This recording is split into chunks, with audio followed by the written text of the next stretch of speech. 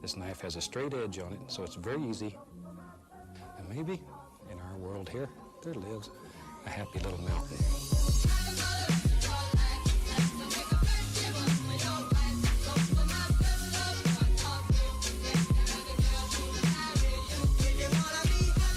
Hello everyone, welcome back to my channel.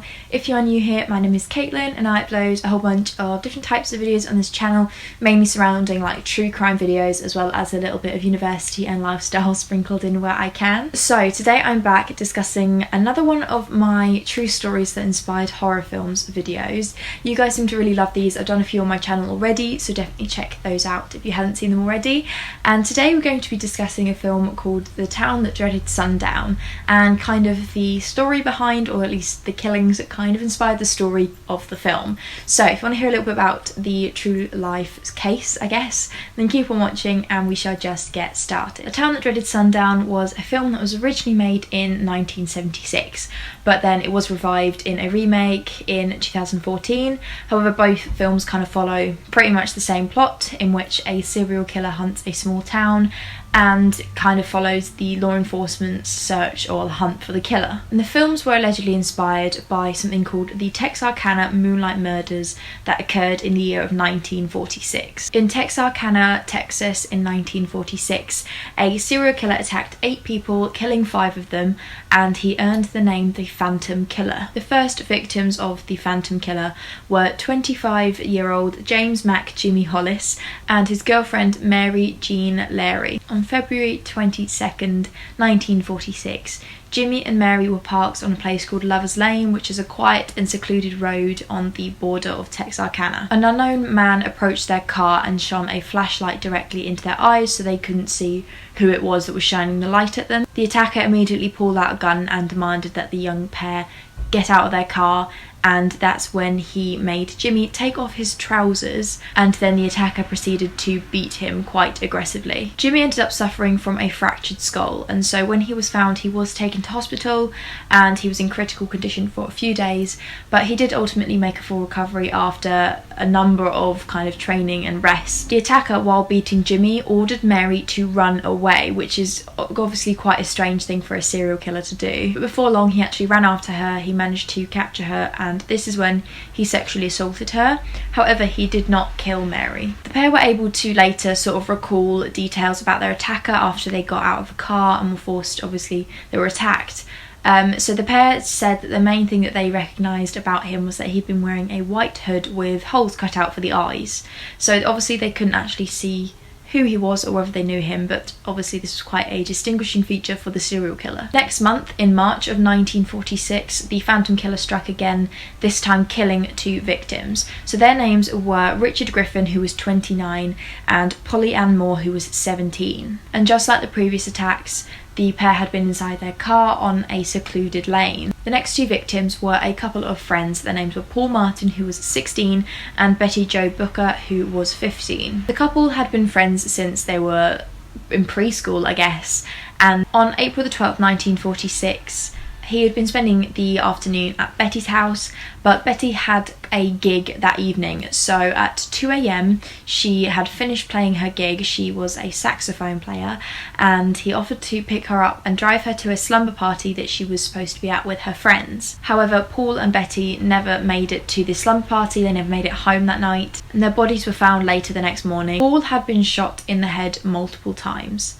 and his body was found lying on the side of a road over a mile away from where his car was found. Betty was not found for another few hours after the discovery of Paul's body. She was found actually 2 miles away from where his body was found, and she had been sexually assaulted and then shot. So there had been a brief suspect in the case when police learnt of a saxophone had been sold in a pawn shop that matched the saxophone that Betty had in the car with her, but that had gone missing. So they assumed that the man who had tried to sell the saxophone was the killer, because he'd gotten his hands on Betty's saxophone. However, it turned out to be a dead end. It just turned out to be a similar saxophone and not the killer. The following month, on May the 3rd, the killer struck again, this time attacking 37-year-old Walter Virgil Starks and his wife, Catherine Isla Katie Starks, who was 36.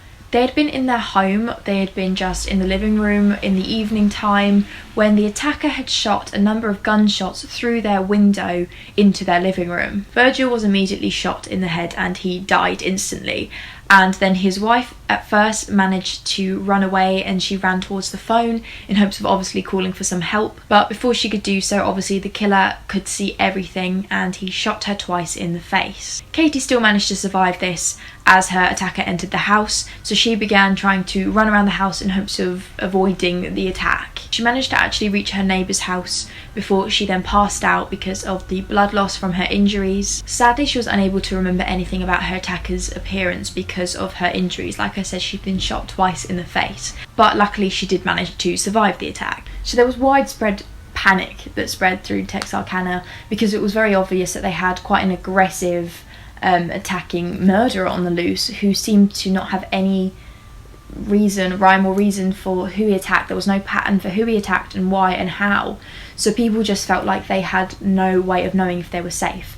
So from people being murdered in their own car in a secluded path to people being murdered in their own living room. Residents began doing pretty much anything they could to protect themselves. They'd board up their windows, they'd buy guns. Most people went as far to get guard dogs for their home so that if the attacker happened to reach their property, they'd be protected in some way. While all this was going on, the investigators didn't really ever gain a lead on the identity of the attacker. And Texarkana became deserted after sundown because people were so scared for their safety, and this is where the name The Town That Dreaded Sundown comes from. Like I said, media began to coin the term the Phantom Killer for this serial killer, this mystery man who was going around attacking people. And up until that point, it appeared as though this man who was carrying out these awful attacks would just make himself known for one fatal night every month and then nothing until the following month. And you wouldn't know when in the month the attack would occur, but it just seemed to be this strange pattern. However, after these attacks, everything just stopped. There was nothing. The investigation continued as long as they could carry it out for, but then by the end of 1946 it went cold as there had been no new leads, no evidence, and really no way of them ever getting any hint of who could have been the Phantom Killer. The identity of the Phantom Killer remains unknown to this day, and that is pretty much the story that inspired the films The Town That Dreaded Sundown. So I hope you guys found this interesting. Let me know your thoughts down below, as well as if there are any other cases you want me to discuss or any other horror films. Always taking suggestions. Thank you guys so much for watching. I hope you enjoyed this, and I will see you guys soon for another video. Bye.